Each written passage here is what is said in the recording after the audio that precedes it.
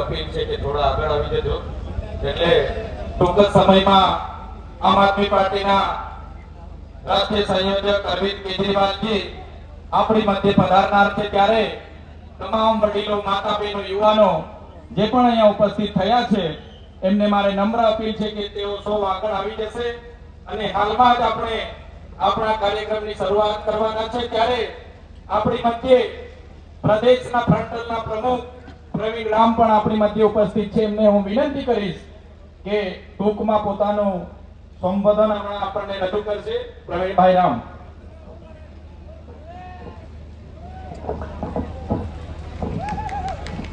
હાલો પણ આપણી વચ્ચે ઉપસ્થિત થવાના છે, ત્યારે એમને પણ આપણે આ નર્મદાની ધરતીમાં આવકાર કરીએ છીએ. પણ મહત્વની વાત એ છે સાહેબ, મહત્વનો મુદ્દો એ છે, રાજીપો એ છે, ખુશી એ છે કે જ્યારે સમગ્ર દેશમાં ઇતિહાસ લખાશે, સમગ્ર ગુજરાતમાં ઇતિહાસનું લખવાનું કામ થશે અને જ્યારે આમ આદમી પાર્ટીના ઉદયની વાત થશે ત્યારે સાહેબ તમારા નર્મદા જિલ્લાનો ઇતિહાસ લખાશે કે સૌથી પહેલી તમારા નર્મદા જિલ્લાનો ઇતિહાસ લખાશે કે ગુજરાતમાં આમ આદમી પાર્ટીના ઉદયમાં સૌથી પહેલી જિલ્લા પંચાયત ક્યાંય બની હોય તો એ નર્મદા જિલ્લામાં બની હતી અને કાયમી માટે સુવર્ણ અક્ષરોમાં તમારા જિલ્લાનું નામ લખાવવાનું છે, તમારા આગેવાનોનું નામ લખાવવાનું છે, તમારા બધાનું નામ લખાવવાનું છે. એના માટે તમને બધાને અભિનંદન પાઠવું છું સાહેબ. અમારે જિલ્લા પ્રમુખ છે નિરંજનભાઈ અને જિલ્લા પંચાયતના પ્રમુખની જેમાં અત્યારે નવી તાજેતરમાં વરણી થઈ છે, આજે જ વરણી થઈ છે, એમને તાળીઓના ગડગડાટથી વધાવો. નવું નેતૃત્વ ઊભું થયું છે સાહેબ. નવી વરણી થઈ છે, આજે જિલ્લા પંચાયતના પ્રમુખ બન્યા છે. અત્યાર સુધી બીજા પક્ષના જિલ્લા પંચાયતના પ્રમુખ પાસે આપણે જવું પડતું હતું, તાલુકા પંચાયતના સદસ્યો પાસે જવું પડતું હતું, એમની પાસે ભીખ માંગવી પડતી હતી. હવે તો આપણા બેઠા છે અને આપણા જ આપણને આપવાના છે. ખુશીની વાત છે સાહેબ. અને વિશેષ બીજી કોઈ ચર્ચા ન કરતા હું આપને એટલી જ વાત કરીશ કે આજે ઇતિહાસ બન્યો છે. માનનીય ચેતરભાઈ ના નેતૃત્વમાં, એની આગેવાનીમાં, એની કુશળતાની અંદર જે કંઈ પણ બન્યું છે એનો રાજીપો છે. અને અહીંયાથી ભાજપને લલકાર ફેંકવા માંગુ કે આ વખતે સ્થાનિક સ્વરાજ્યની ચૂંટણીમાં તમે બધું કરી લીધું, પોલીસની તાકાત વાપરી, ગુંડાઓની તાકાત વાપરી, બધું કર્યું, જે ન થઈ શકતું હોય કર્યું, છતાં પણ આદિવાસી સમાજની ને ચેતર વસાવવાની તાકાત એટલી બધી મોટી હતી. તમારી તાકાતની સામે આ તાકાતે જીત મેળવી અને નર્મદાની અંદર જિલ્લા પંચાયત બનાવી. સાહેબ આવનારા દિવસોમાં અહીંયાથી લલકાર ફેંકીએ છીએ, આવનારી વિધાનસભામાં જેમ નર્મદામાં જિલ્લા પંચાયત બની એમ આવનારા વિધાનસભાની અંદર પણ આ વિસ્તારમાં સર્વત્ર તમામ જગ્યાએ આમ આદમી પાર્ટીના ઉમેદવારો જીતશે અને 27ની ચૂંટણીમાં આમ આદમી પાર્ટીની સરકાર બનશે. વિશેષમાં અન્ય કોઈ ચર્ચા ન કરતા હું માનનીય ચેતરભાઈને જ માઇક સોંપું છું કે ચેતરભાઈ જ વધારે વિશેષમાં ચર્ચા કરશે. ફરીથી આવીશ ત્યારે ઘણી બધી વાતો કરીશ. તમારા જે કંઈ પણ અહીંયાની જે કંઈ કલ્ચર છે, અહીંયાની તમારી આદિવાસી સમાજનું જે કલ્ચર છે મને ખૂબ ગમે છે, કારણ કે હું એ શાસનનો વ્યક્તિ છે, જંગલમાંથી મોટો થયો છું, મને જંગલ ગમે છે. આવનારા દિવસોમાં જ્યારે આવીશ ત્યારે ચોક્કસથી તમારી સાથે વિશેષ ચર્ચા કરીશ. હું માનનીય ચેતરભાઈને કહું છું કે પોતાની વાત રજૂ કરે. માનનીય રાજુભાઈ આપણા કાર્યકારી અધ્યક્ષ છે, ભાવનગરથી આવ્યા છે, માનનીય રાજુભાઈને કહીશ કે પોતાની વાત રજૂ કરે.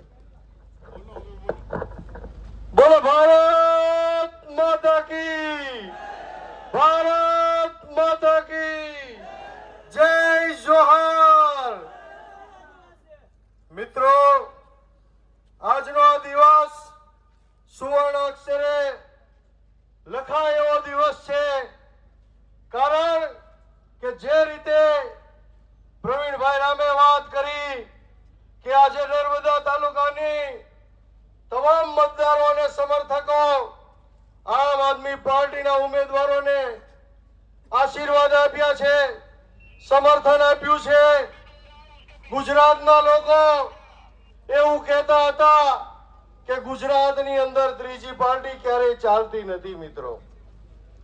પરંતુ તાલુકા પંચાયત, જિલ્લા પંચાયતની અંદર આદિવાસી પટ્ટો, આદિવાસી વિસ્તાર, નર્મદા તાલુકો મિત્રો બતાવી દીધું છે અહીંના મતદારોએ, અહીંના લોકોએ કે ગમે એટલો તમે સામ દામ દંડ ભેદ ગમે એટલી આવી નીતિ અપનાવો, પોલીસને આગળ કરો, પોલીસની ધાક ધમકીઓ આપો, જેલમાં પૂરો, લોકઅપમાં પૂરો, એલસીબી, એસઓજી, પોલીસની તાકાત કામે લગાડો, બુટલેગરોને કામે લગાડો, દારૂની રેલમ છેલ કરો, પૈસાની રેલમ છેલ કરો.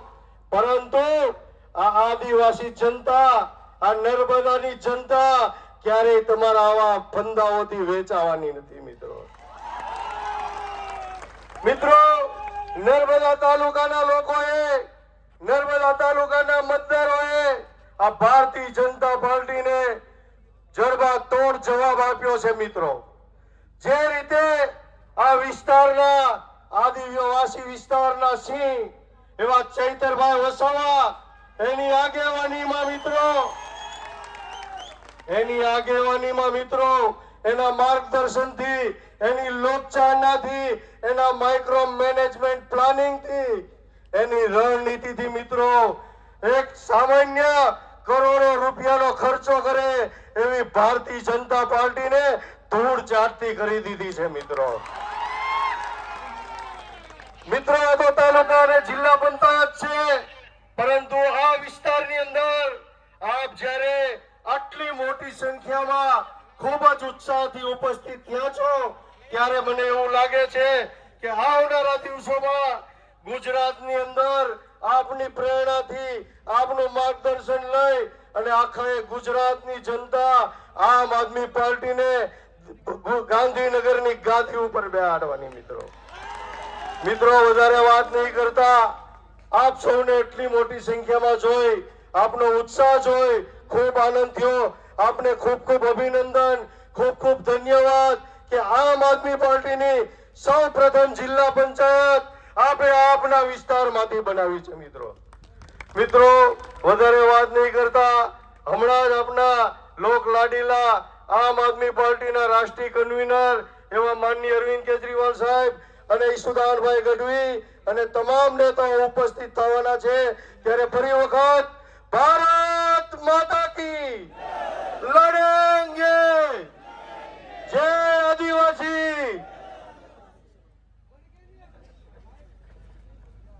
હવે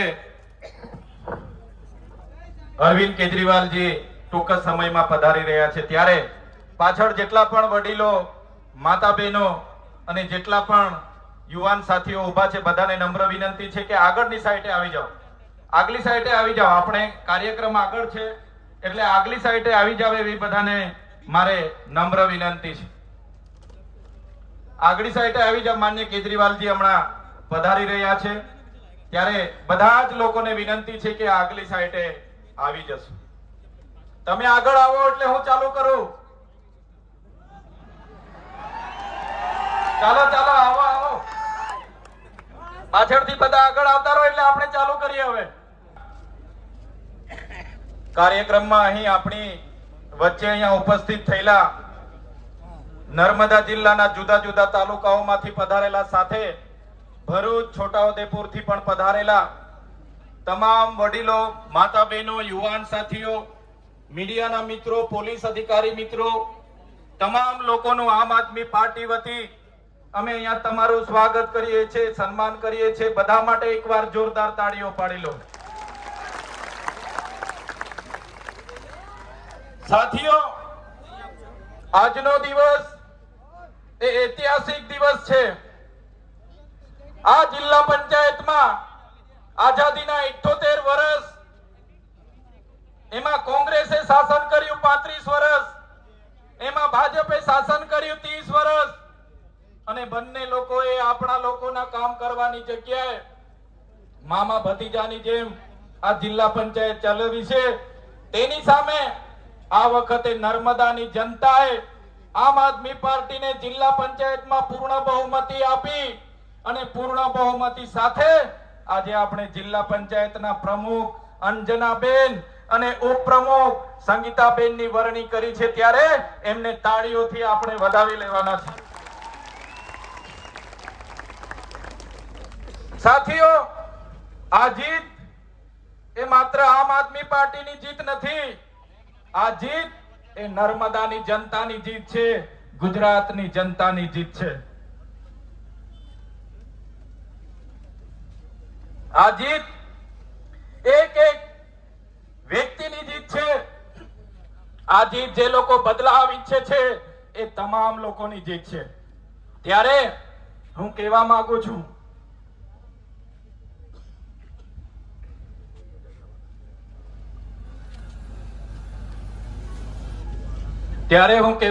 છું, આજે તો નર્મદા જિલ્લામાં આમ આદમી પાર્ટીની જે જીત મળી છે, આ જીત થકી જે નર્મદાની જનતાએ અમને આશીર્વાદ આપ્યા છે, અમારા અંજનાબેન ને જિલ્લા પ્રમુખ અને સંગીતાબેનને તમારા થકી અમે ઉપપ્રમુખ બનાવ્યા છે, ત્યારે અમે તમને ખાતરી આપીએ છીએ, વિશ્વાસ આપીએ છીએ કે નર્મદા જિલ્લાના હરેક વ્યક્તિનું દુઃખ એ અમારું દુઃખ હશે, હરેક વ્યક્તિની પીડા એ અમારી પીડા હશે.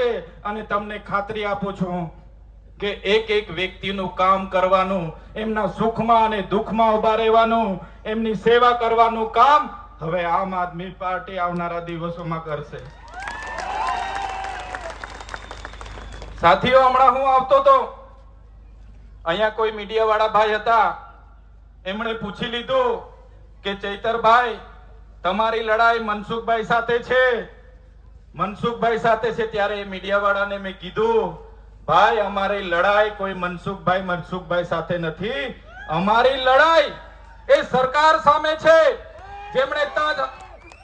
જેમણે 3000 ની પ્રતિમા બનાવી પણ અમારા ચાપડ ગામના રોડ ની બન્યા, જેમણે કરોડો રૂપિયાના પ્રોજેક્ટ બનાવ્યા, અમારા જૂના રાજગામનો રોડ ન બનાવ્યો, અમારા તુંબડાવાડીનો રોડ ન બનાવ્યો, આરોગ્યની સુવિધા ના મળી, શિક્ષણ ના મળ્યું, અમારા બાળકોને રોજગારી નહીં મળી. એની સામેની અમારી લડાઈ છે. અમારી લડાઈ કોઈ વ્યક્તિ સામે નથી.